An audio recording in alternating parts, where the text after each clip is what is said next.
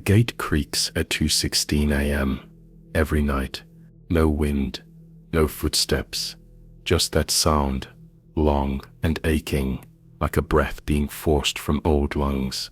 I used to think it was the metal, reacting to the cold, but then I started watching closely, and I noticed something strange. The grass near the gate never sways when it opens. No movement, just stillness. My name is Walter Briggs. I'm 59, and I've been the night watchman at Holleridge Cemetery for 11 years. I took the job after my second heart attack forced me out of the police force. The doc said I needed peace and quiet. I thought a graveyard would be perfect.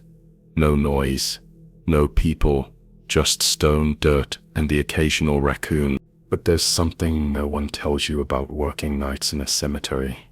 You hear things, not screams, nothing dramatic, just small, strange sounds, like someone shifting their weight when you thought you were alone, like a voice saying your name, so softly, you doubt you heard it at all. I first saw the boy last fall. I was walking the northern perimeter, same route I always take. There's a rusted iron gate under a dead willow tree, rarely used anymore. That night I saw a figure standing just outside the gate, small, still, child-sized. At first I thought it was someone lost or playing a prank. I walked closer, called out, "Flashlight, steady." But by the time I reached the path, he was gone.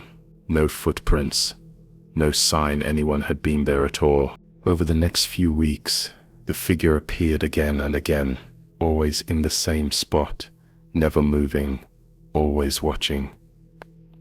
I never got a good look, just a sense of presence, thin shoulders, arms hanging by his sides, head tilted slightly toward me. It became routine, part of my shift. I'd round the corner, see him, wait a beat, and he'd vanish. I tried telling myself it was stress, my medication, maybe even some kind of lingering trauma from the job, but then I got an idea. I brought an old toy I'd found in the shed, a wind-up tin soldier, and left it near the gate. Next morning, it was gone. No footprints, no drag marks, just gone. The next night, I left another, a spinning top. It disappeared too. A week later, I found something taped to the inside of the gate, a child's drawing, crayon on yellow paper, stick figures, a big tree, a man in a brown coat, and next to him, a smaller figure, just a black outline, no face.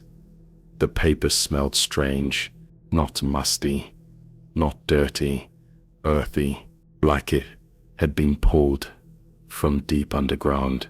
I turned it over and felt my throat tighten.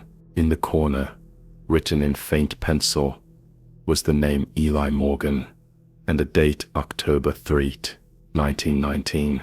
The boy had died over a century ago. I walked the cemetery records that night. There it was, Eli Morgan, age 7, died of influenza, buried near the north gate, under the willow tree. And then came the worst part. The man in the drawing, the brown coat, the hat, the tall frame. I recognized him. It was me.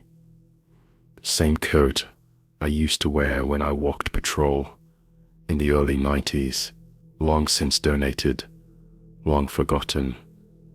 But somehow, this child remembered. I didn't sleep that day. I sat in my chair and stared at the photo of my daughter, grown now, married, living out west. I thought of how many times I left early or came home late, how often I let the job come first, and I thought of Eli standing out there night after night, just watching, waiting.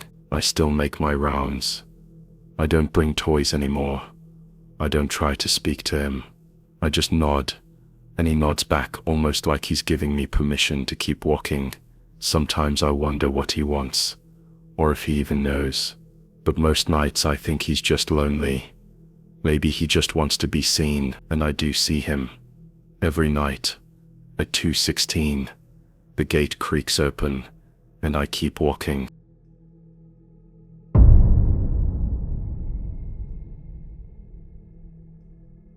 Some statues don't honor the dead, they hold them still. Marble holds the cold like nothing else. In the deep hours of the night, when everything else fades to shadow, I swear the statues feel warmer than the air. Not soft, not inviting, just alive, heavy, expectant. My name is Josie Tran. I'm 38. I started working security shifts at Holleridge Cemetery almost 2 years ago. I wasn't looking for anything meaningful, just a paycheck, a place where no one expected small talk or eye contact.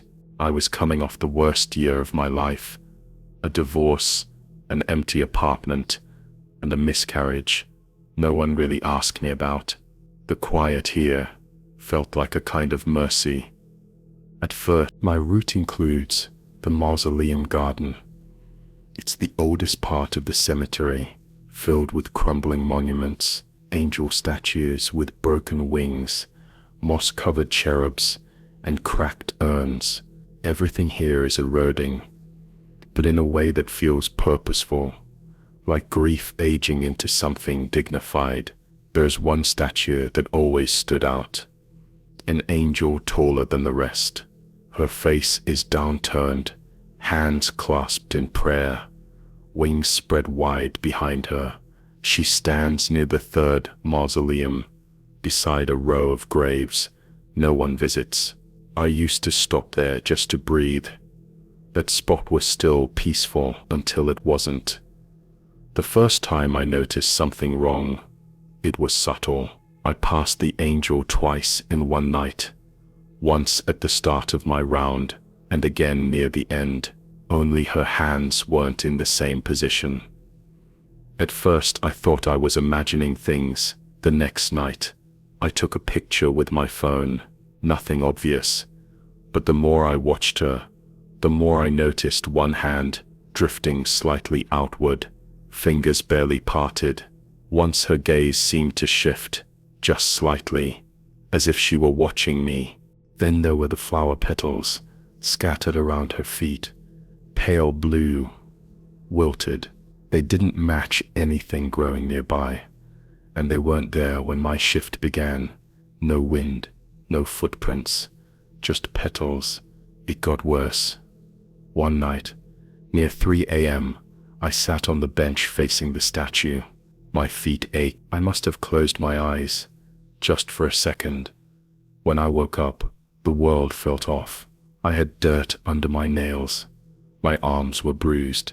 Thin marks, like the grip of small fingers, ringed my wrists, and on the angel's stone hand, resting so delicately it could have been placed there seconds ago, was a single strand of hair.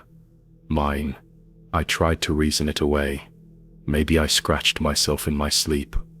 Maybe it was coincidence. Maybe a bird nested in her hand and dropped something. But deep down, I knew better.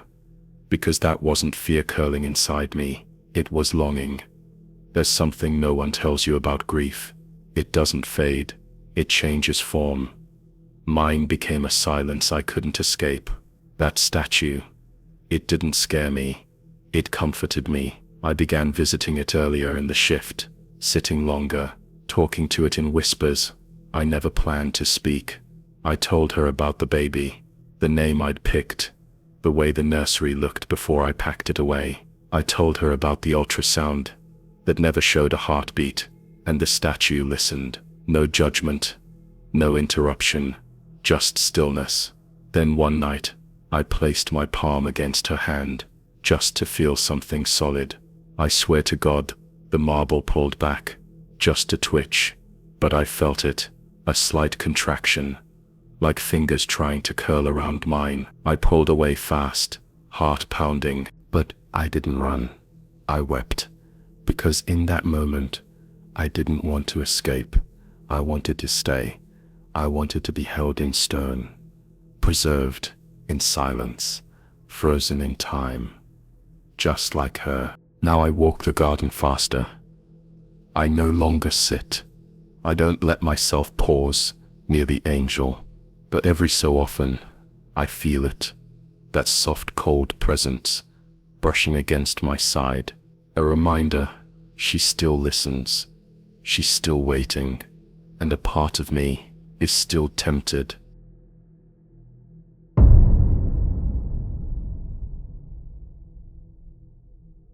Some names vanish from stone, but not from memory. The fog gathers thickest in the southern section of Holleridge Cemetery. No street lamps reach it. The grass grows wild, tangled with thorns and brittle weeds. It's the part of the cemetery they let go quiet. No visitors, no flowers, even the birds avoid it. You can walk there for 10 minutes and not come back the same way you left. I'm Ronnie, 46. Groundskeeper here for 6 years. I cover day shifts mostly, but they call me in for night watch when we're short. I don't complain. I like the solitude. Most of my life I've kept to myself anyway. My younger brother Caleb is buried here, overdose. I hadn't seen him for years when they called me to identify the body. By then we weren't even speaking. I asked them to bury him on the east side where the sun hits the markers in the morning, but I never visited. Not until they assigned me to map the southern section last winter. It's a mess down there. Graves sinking, stones leaning, names faded by decades of rain. I brought a notebook, a flashlight, and some chalk to mark what was still legible. That's when I noticed the grave. No name, no carving, just a blank, crooked stone pushed halfway out of the ground. I passed it 3 nights in a row. Then something odd happened. The grave shifted. I know that sounds crazy, but I swear it wasn't in the same spot. It had moved slightly, maybe a foot to the left. I chalked it up to exhaustion. Night shifts mess with your perception. Shadows play tricks, but I couldn't shake it. So I scratched a mark into the tree stump next to it. Just a tiny X. The next night the stone had moved again, closer, angled differently. The X was still there, but the stone no longer lined up with it. I told myself it was ground settling, frost heave, normal stuff. But I started having dreams, deep earth, something shifting below my feet. Old voices speaking in Caleb's tone, but not his words. Then came the toy. I tripped over it on my way back from the shed. A small plastic dinosaur, green, with one chipped leg. I hadn't seen one like it in decades, and we were kids. Caleb had one just like it. He used to carry it everywhere, even after the leg snapped off. He wouldn't let it go. It used to squeak when you squeezed it. But the sound had died over time, just like everything else. I hadn't thought about that toy in years, but now here it was, resting near a blank stone that kept changing places. I couldn't breathe for a minute. My chest tightened, and I had to sit down on the cold grass, just to stay upright. I told myself it couldn't be his. He wasn't buried here. Still, I had to know. I waited until the fog cleared, then brought a shovel the next night, just a few inches. I told myself, not enough to disturb anything, just to look. There were no bones, just a bundle of fabric wrapped in old, faded denim. Inside it, a worn shoelace, a drawing on crumpled notebook paper, and the dinosaur. My stomach dropped. I didn't scream. I didn't run. I just stood there in the silence, realizing this grave wasn't about him. It was about me.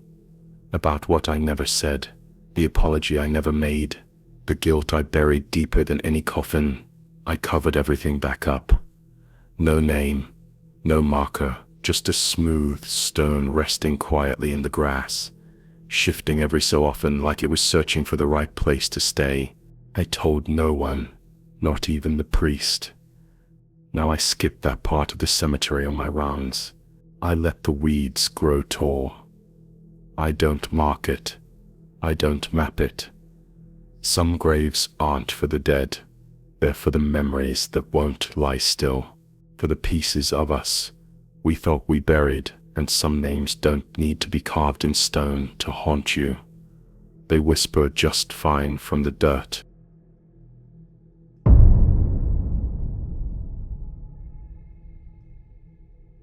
The dead need guiding just as much as the living. The light shouldn't be there. The tower's been dark for decades. Everyone knows that. The old watchtower at the edge of the West Ridge hasn't had working power since before I was born. No wiring, no bulbs, no generator, just dust and rust, and the bones of crows who made their nests and never left. But every Thursday night, like clockwork, a soft yellow glow appears in the window. Not bright, not flickering, just steady, like someone's up there, quietly keeping watch over the dead. I'm Elias, 72, retired Army. I started volunteering here a few years back, after my wife passed. My daughter worried about me being alone all the time, so I told her I'd find something to do that kept me out of trouble.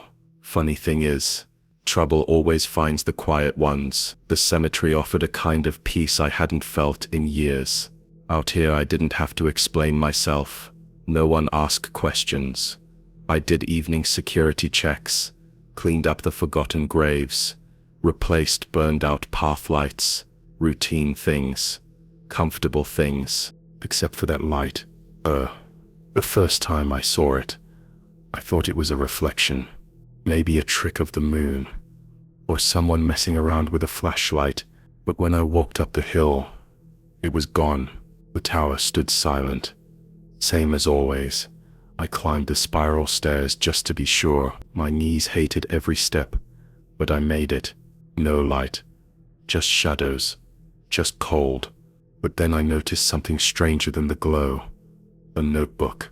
It was sitting on the rusted ledge where the oil lamp used to be. Weather-worn leather, pages crinkled with time. Inside were logs, observations, written in a shaky, slanted hand. They weren't old, though. The ink hadn't even faded. 2:43 a.m. Mourner seen kneeling by plot 14, wearing blue. 3:10 a.m. Child's laughter near the eastern hedge. No child present. There were dozens of entries, all detailed, all accurate. I recognized the names and locations, and whoever wrote them, they were watching. The next few weeks, I kept returning.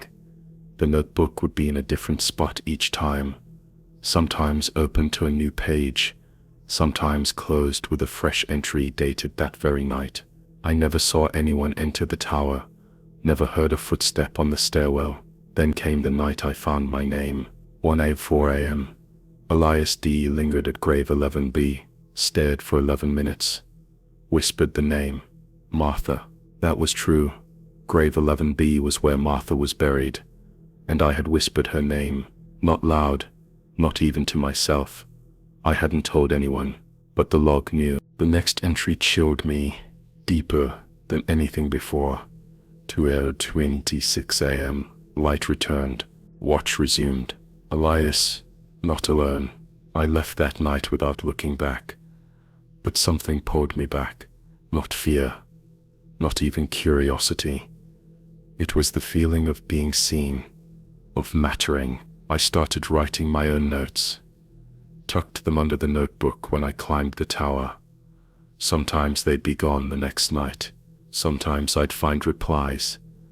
Not answers, just acknowledgements. Yes, she remembers. No footsteps, but someone wept. I think the tower keeps memories.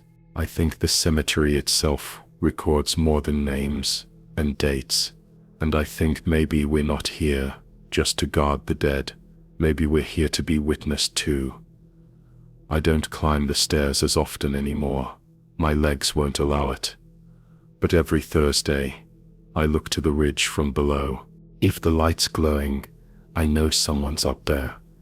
Maybe not someone living, but someone who sees, someone who waits, someone who remembers. We all want that, don't we? Even in death, especially in silence.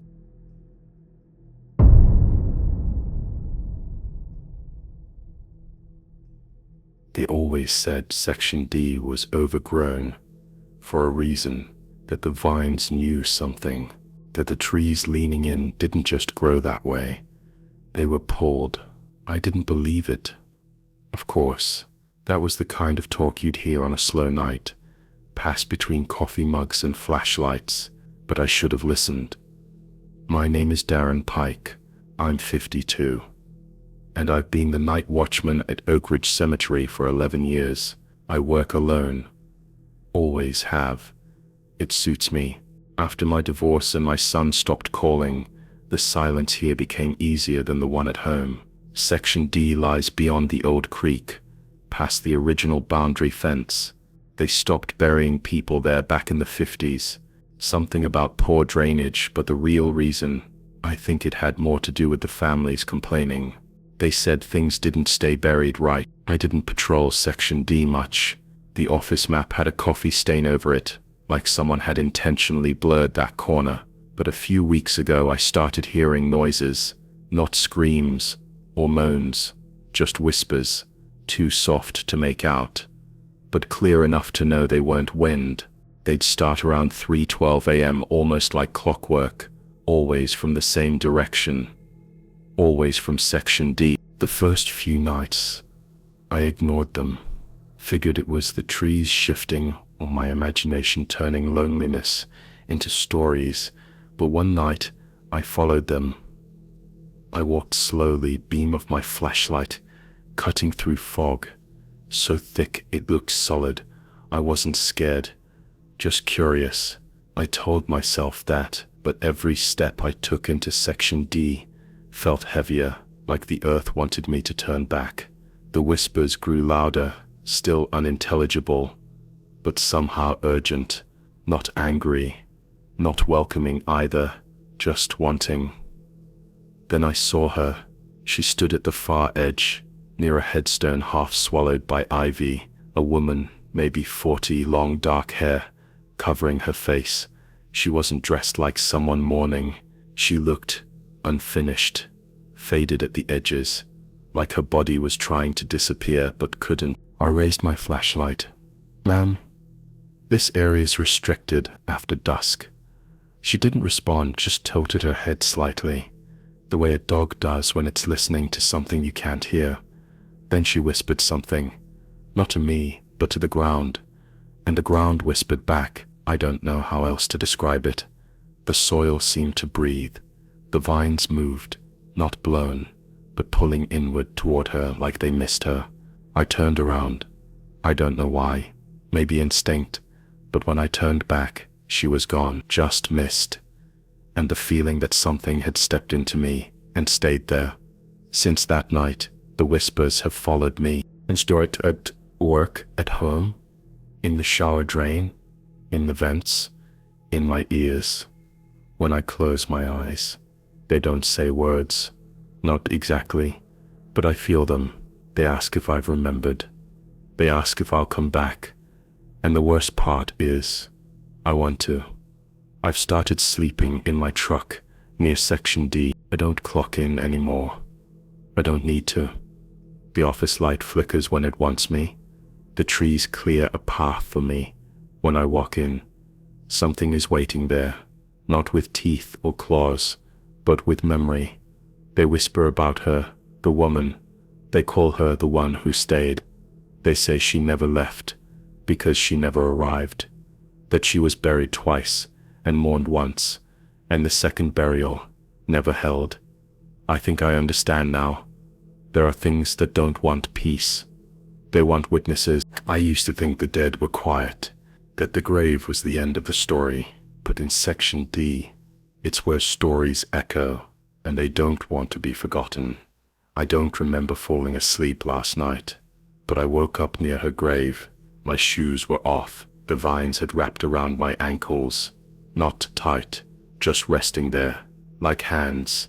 And I whispered back, just once. But once is enough.